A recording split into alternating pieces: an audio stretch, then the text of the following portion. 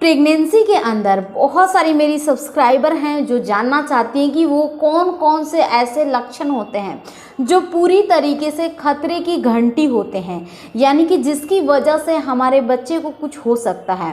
तो गाइज इस पूरी वीडियो में हम बात करेंगे, यहाँ पे बात की जाएगी 1 से 9 मंथ तक की पूरी प्रेगनेंसी के जर्नी की। मुझे भी किन किन बातों का डर लगा रहता था या फिर जो भी चीज़ें हैं मैं इस वीडियो में करने वाली हूँ। Hi guys, welcome back to my channel. मैं हूँ श्वेता और मैं इस चैनल पे आप सभी के साथ अपनी प्रेगनेंसी डिस्कस करती हूँ। तो चलिए गाइज वीडियो स्टार्ट करते। उससे पहले बता दूँ मैं कोई डॉक्टर नहीं हूँ, मैं जस्ट एक एक्सपीरियंस मॉम हूँ। तो यहाँ देखिए हर माँ चाहती है कि उसका जो बच्चा है वो पूरी तरीके से स्वस्थ हो, उसके जो बॉडी पार्ट्स है वो अच्छी तरीके से बना रहे, उसका टाइम पे हार्ट बीट आ जाए, हर चीज़। एक बच्चा जैसे कि यूजुअली जैसा कि कह सकते हैं कि 2.5 से 3 केजी का एक स्वस्थ बच्चा जन्म लेता है नॉर्मल डिलीवरी के थ्रू। हर माँ यही चीज़ें चाहती है और मैं गॉड से प्रे करूँगी आप सबके लिए कि आपकी डिलीवरी जो हो हेल्दी और नॉर्मल डिलीवरी ही हो। बट जो सिचुएशन होती है कई बार, ज़रूरी नहीं है कि हर बार गलती माँ की ही हो, ज़रूरी नहीं होता है। लेकिन जैसे ही आप प्रेग्नेंट हैं अपना ज़्यादा से ज़्यादा ख्याल रखिए।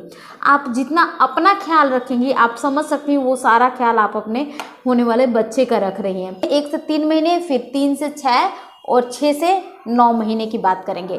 1 से 3 महीने के बीच सबसे ज़्यादा डर इस बात का होता है कि जहाँ से आप यूरिन पास करती हैं वहाँ किसी भी वे से ब्लड नहीं आना चाहिए, कोई भी ब्लीडिंग नहीं होना चाहिए, नहीं तो वो बहुत ही प्रॉब्लम करता है, पहली चीज़। दूसरी, आपका 1 से लेके 6 वीक या कई बार 6 से लेके 12 वीक 12 वीक तक ऐसा माना जाता है कि बच्चे की जो हार्ट बीट है वो आ जानी चाहिए डेफिनेटली। तो इसके लिए आप क्या कीजिए, नॉर्मल अच्छी डाइट लीजिए। आपको 1 से 3 महीने के बीच में ज़्यादा झुकना नहीं होता है, वज़न नहीं उठाना होता है। झाड़ू पोछा अगर आप नहीं करती हैं तो अब आप मत कीजिए, नया पर स्टार्ट मत कीजिए।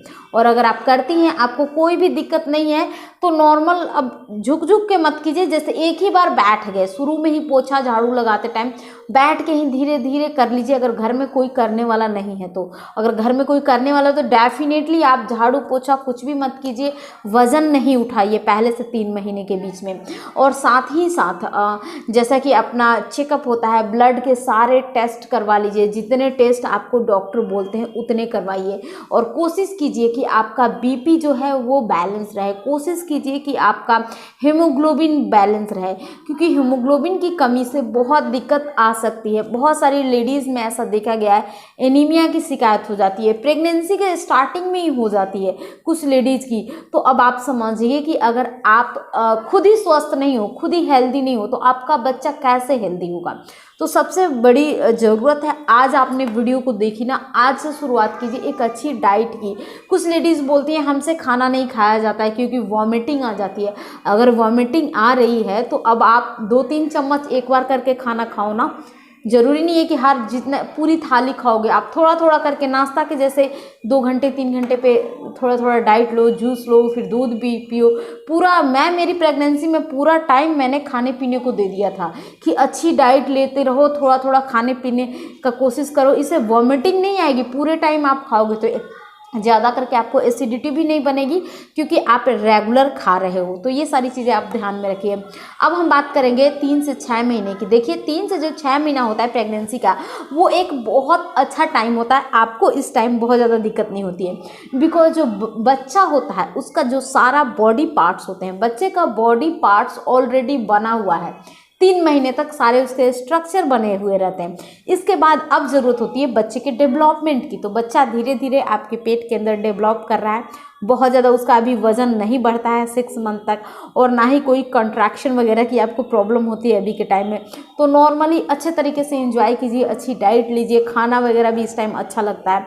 अब हम बात करेंगे, फिर भी इस टाइम में आपको अपना हेमोग्लोबिन, बीपी वगैरह ये सब चेकअप करवाते रहना चाहिए, कहीं से कुछ कमी भी नहीं हो जाए। कोशिश कीजिए आप अपना शुगर वगैरह भी चेक करवाइए। शुगर चेक करवाओगे ना आप, एक चीज़ मैं कहना भूल गई, प्रेगनेंसी में ज़्यादा चीनी वाली चीज़ें मत खाओ।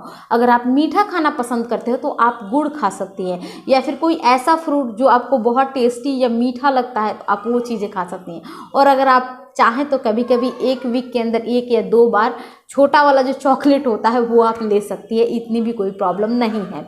अगर आपकी मेडिकल कंडीशन सही है तो ज़्यादा दिक्कत नहीं आती है।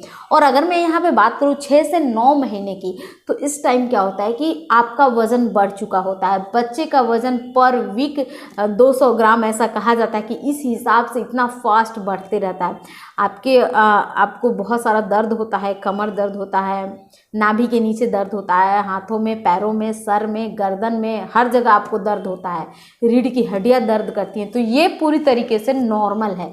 अब आपको क्या करना है, इतना दर्द झेलने के बाद आप किसी से थोड़ा बहुत मसाज ले सकती हैं। और सबसे बड़ी बात, आप अगर 9 मंथ की एक बार मैं बात करूँ तो 9 मंथ में अगर आपको ब्लीडिंग होती है, अगर आपके डेज पूरे हो गए हैं, नहीं तो अगर 37 वीक से प्लस में आप जा रहे हो तो ब्लीडिंग होती है, इसका मतलब है ये कि ये एक ब्लडी सो है, ये एक म्यूकस प्लग है जो इंडिकेशन देता है कि अब आपकी डिलीवरी होने वाली है। तो आपकी डिलीवरी सेम डे या 1 या 2 दिन के अंदर में हो जाती है म्यूकस प्लग रिलीज होते के साथ। या बहुत सारी लेडीज़ हैं, आपको ध्यान रखना पड़ता है आपका वाटर बैग लीक नहीं करे। तो इन सारी चीज़ों के ऊपर ध्यान दीजिए और आपके जो भी दर्द, जितने भी सारे प्रॉब्लम्स हैं, वो एक बार डिलीवरी हो जाएगी ना तो ये सारे प्रॉब्लम्स आपके ख़त्म हो जाएंगे। Thanks for watching. मिलती हूँ मैं आप सबसे अगली वीडियो में। तब तक के लिए मेरे नए चैनल प्राइम जोन को ज़रूर सब्सक्राइब कीजिएगा। तब तक के लिए बाय बाय।